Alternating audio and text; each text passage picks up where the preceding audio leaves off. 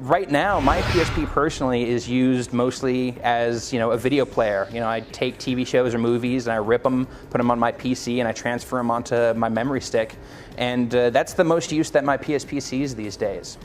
In general, I think the PSP is a great device. I've had a lot of fun with it. When it first came out, I was experimenting with all the different stuff that you could do with it. So, I'd throw some anime on there, throw a TV show on there, and watch it on the go.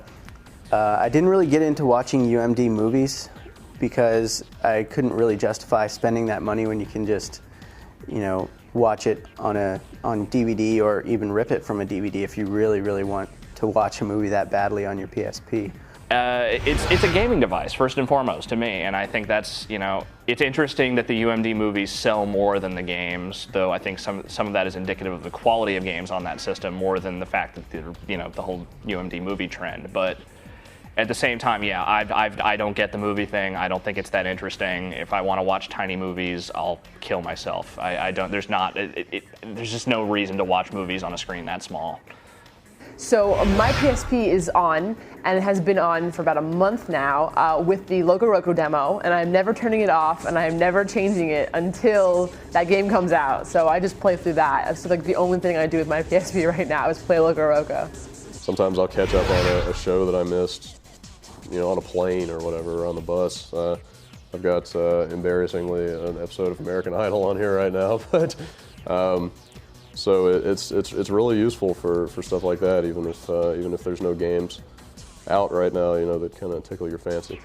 I think that the PSP is a really good-looking piece of technology. It's just really sharp-looking. I like to take my PSP out and just admire it and look at it.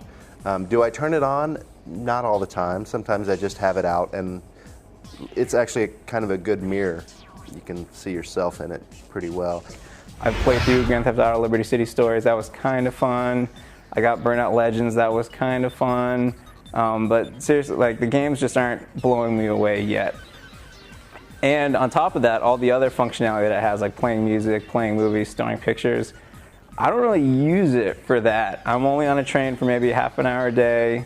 I don't really need to be distracted all that long. So this is more something that just I'll play in the comfort of my home or here at the office when there's a really good game that will blow my hair back like Luminous.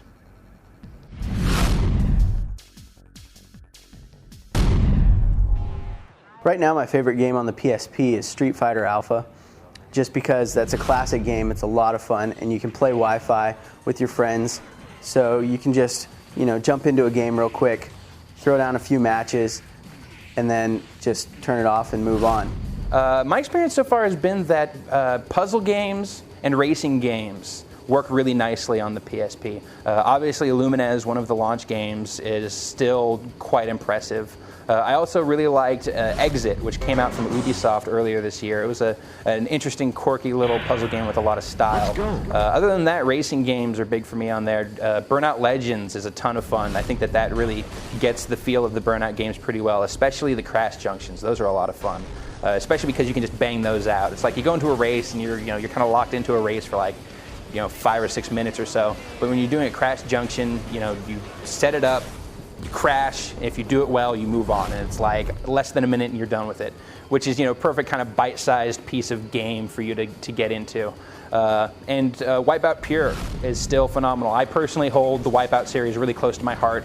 I really like those games, the whole style that they have to them. So to see that coming to a portable in an entirely new game for the first time in years, there hasn't been a new Wipeout game of any kind anywhere. For that to come out to the PSP definitely made me happy.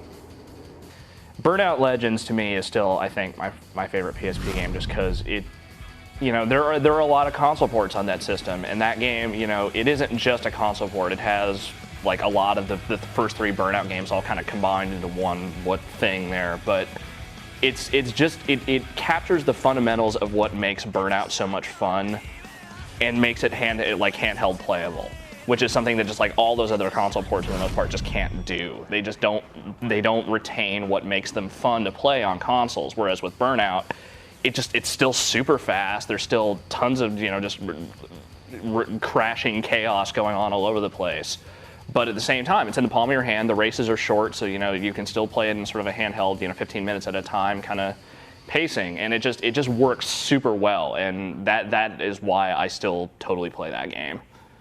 My favorite game right now is Daxter, just because that's sort of the last game I played through, and it was a really great game. So there was a lot to do, and it really showed all of us what the PSP capabilities were, especially in terms of graphics. That game just looks amazing, and it's hard to see it. It doesn't really do it justice to look at it like the videos that we can put up or whatever. Just you have to get it in your hands and look at it, because that game is just so good looking.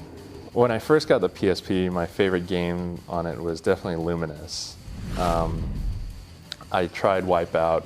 I wasn't too into that futuristic racing. I also got Metal Gear Acid because I like strategy games and stuff, but that one didn't really catch my attention the way it was designed. I really got most of my mileage off playing Luminous and trying to get higher and higher scores. But once you figure out the knack to that game, it also got old after a while, but I still got a good couple months of play out of that. I play NFL Street 2 more than any game I own on the PSP. And it's not that it's a really good game, it's that I just play it all the time. It's like that's the game in my PSP. And for whatever reason, I just never switch it out. And I'm determined to get to the end of that game, even though every time I turn it on, I get so frustrated with some of the things how it works and some of the mechanics that are all really screwed up.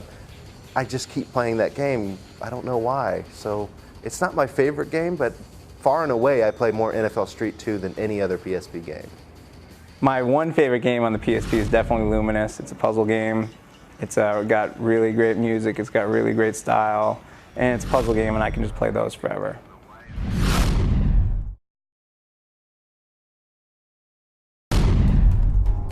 I think first and foremost, it just take lessons from what Sony and a few, random developers here have done. Is just not treat the PSP like it's a B-grade console. It's not just somewhere to shove ports of games that you're already selling on other platforms, just dumbed down for the sake of getting it onto the handheld and out just in time for release with all the other versions. It's like, if I want to play King Kong, I'm not going to play it on my PSP. That game is not built for that. It's not designed for that. It's designed to be played at home when you're around, just being able to play for long stretches. And no amount of deleting levels and low-resing textures and just doing whatever you have to do to squeeze it onto that UMD is going to make me want to play that. They're designing another PSP and they're going for a backwards compatibility angle. They need to find a way to add that extra control without screwing up existing PSP games. Even if they're not going to overhaul the controls, they need to at least kind of move them around a little bit and make them a little more comfortable. The analog stick is really not in the most comfortable place right now. There's definitely room for some design improvements with the new one. The worst thing about playing racing games on the PSP is that there's only one analog controller.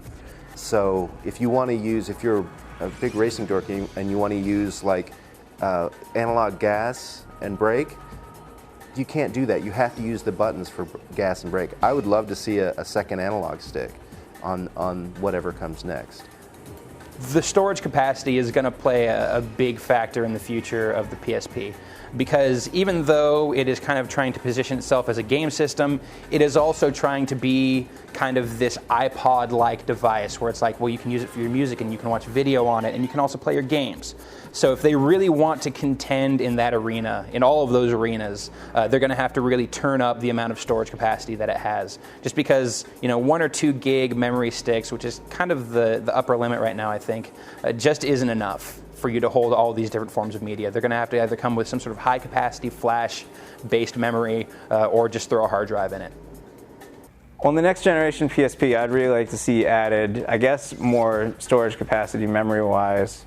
I have the 512 megabyte memory stick.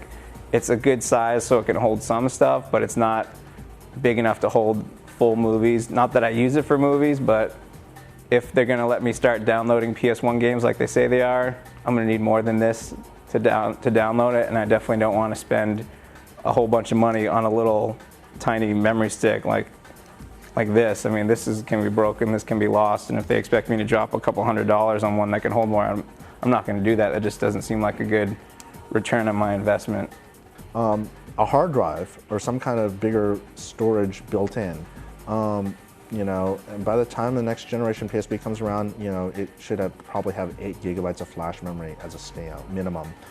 If they want to turn it into some kind of multimedia device, you know, they also need some kind of keyboard, because, you know, typing in with a gamepad it's just not working. The thing about it is that I still feel like it's a little confusing. You can do a lot of things with your PSP, but I find all of it very confusing. And there's all these third-party programs you can find and download, and you know, you can get on the internet, you can do all this stuff. It's just all sort of like, it's like a little bit out of my reach. So I think making it more accessible, obviously, it would be great if there was some sort of integrated service in order to get online. But also, you know, coming out with just a lot of games that use all of the functionality right off the bat.